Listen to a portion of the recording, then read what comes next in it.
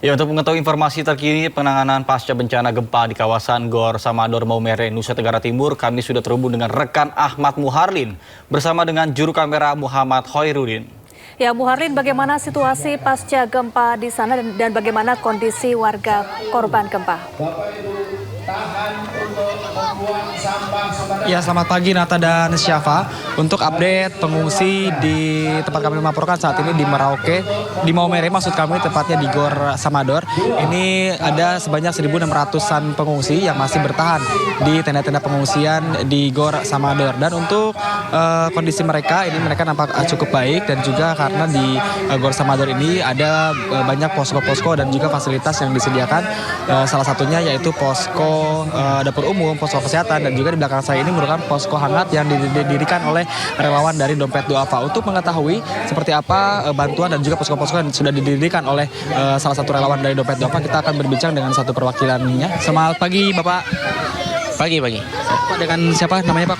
Muhidur Rahman dari Dompet Duafa. Pak, dari Dompet Duafa sudah ada bantuan dan posko-posko apa aja yang didirikan di Gor Samador? Jadi kita ada program kolaborasi dapur umum, kemudian ada layanan pembinaan kerohanian yang kita bekerjasama dengan teman-teman penyuluh agama, dan pos hangat yang kita dirikan sejak awal kita membuat program ini di sini. Jadi pos hangat ini kita memberikan minuman-minuman hangat, kemudian disertai dengan snack-snack untuk kita bagikan dengan makanan-makanan tambahan seperti buah-buah yang ini kita sebarkan kepada teman-teman pengungsian yang ada di wilayah posko Gelora Samador ini. Setiap hari Pak ya?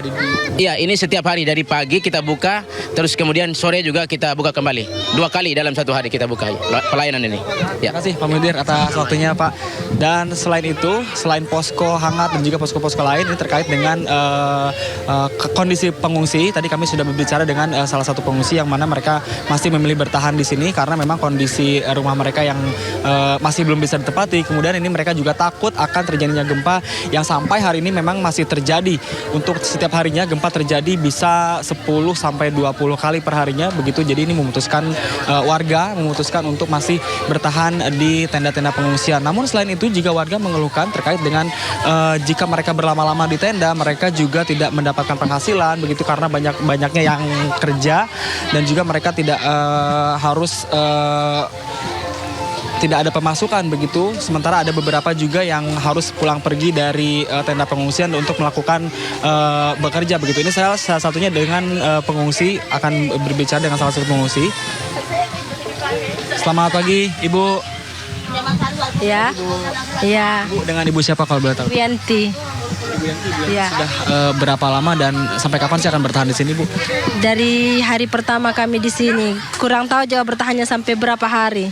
Tunggu dari keputusan saja. Tapi kami ini dari satu keluarga ini sudah mau pulang ke rumah. Karena ada petugas tadi bilang kalau sudah rasa aman boleh pulang. Hanya kami dalam hati masih was-was. Takutnya nanti ada gempa susulan. Kita mau tidur di rumah juga takut gempanya malam. Kita tidak tahu ke depannya bagaimana. Jadi Bu, apakah ada rencana pulang ataukah masih tetap di sini, Bu? Sudah ada rencana mau pulang. Hanya kita ini dalam hati, memang dalam hati nih mau pulang. Hanya juga kita was-was. Takutnya itu sudah nanti ada gempa susulan. Karena kita kesana kesini jual ikan.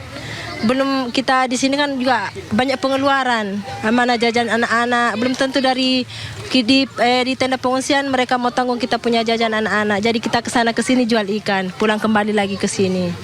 Kita mau menetap di rumah takutnya gempa malam, gempa susulannya datang, kita tidak tahu toh. Ya. Selama ini bantuan di tenda ini seperti apa sih Bu? Bantuannya itu, ya kalau untuk bantuan saya rasa mungkin sudah. Makan minumnya juga 24 jam sudah terjamin. Ada, kami di sini kekurangan air minum. Biasa kita air minum beli sendiri di luar pakai itu. Makanya sudah kita kesana kesini jual ikan, buat itu sudah. Makan minum anak-anak, jajannya anak-anak.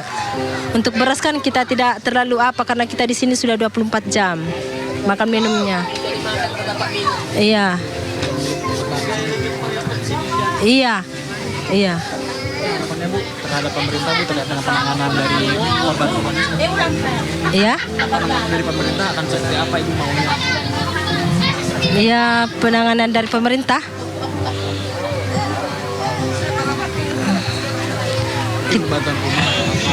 Kalau untuk rumah, rumah tidak rusak. Karena kita mengungsi di sini hanya mencari aman saja, karena kita ini tinggal di atas laut. Kita takutnya lagi kita mau bertahan di sana, takutnya gempa, tsunami kita tidak tahu toh. Karena ini kan gempa susulannya tiap detik, tiap saat kita tidak tahu. Jadi alangkah baiknya kita hitung numpang tidur saja dulu di sini. Iya, sampai keadaan membaik seperti semula, baru kita bisa pulang ke rumah. Ya. Terima kasih Ibu Yanti atas waktunya. Semoga terus diberikan ketabahan sampai musibah ini cepat selesai, Bu ya. Terima kasih Ibu Yanti atas waktunya.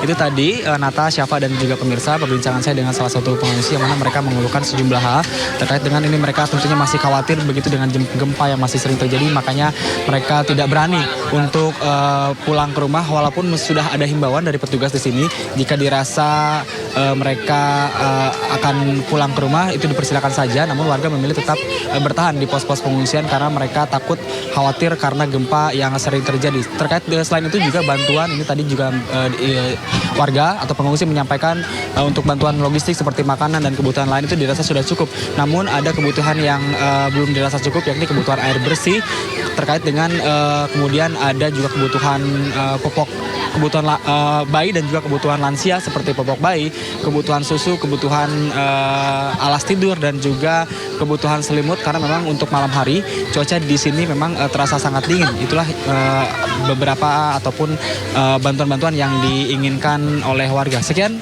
laporan dari kami, saya kembalikan ke studio Nata dan Syafa. Muharlin atas laporannya di Maumere NTT. Selamat bertugas kembali dan hati-hati. Ya, pasca gempa magnitudo 7,7 mengguncang NTT, tim kemanusiaan Indonesia menembus daerah terisolir yang belum mendapatkan bantuan di Kabupaten Manggarai, NTT. Ya, untuk menembus daerah terisolir, relawan harus melewati jalur laut mendistribusikan bantuan.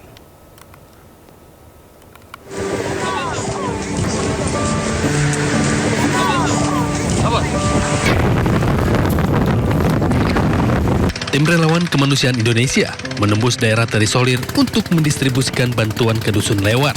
Pasca gempa 7,7 magnitudo mengguncang Kabupaten Manggarai, Nusa Tenggara Timur.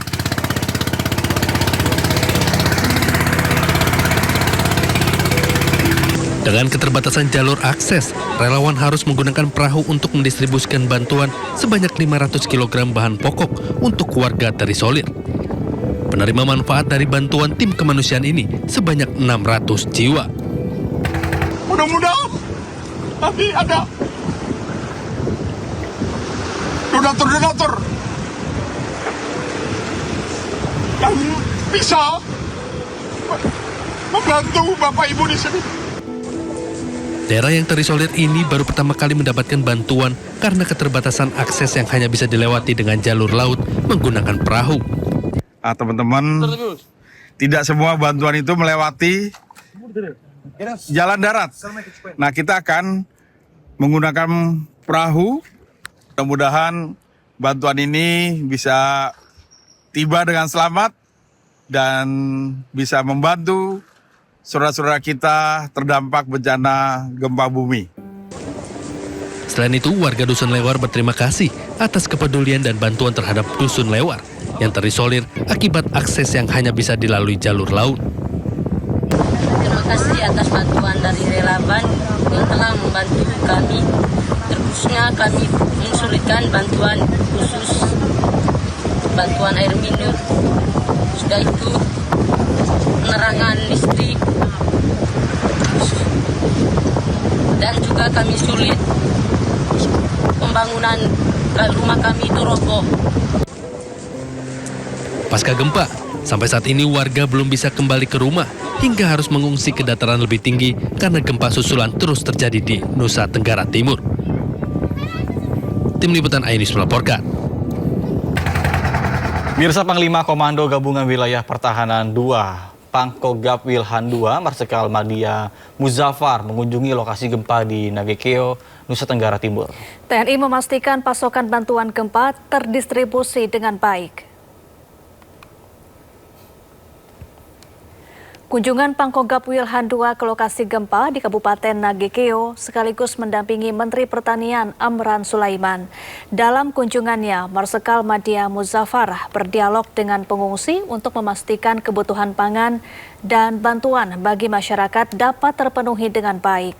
Rombongan juga menyerahkan ribuan paket sembako kepada masyarakat terdampak.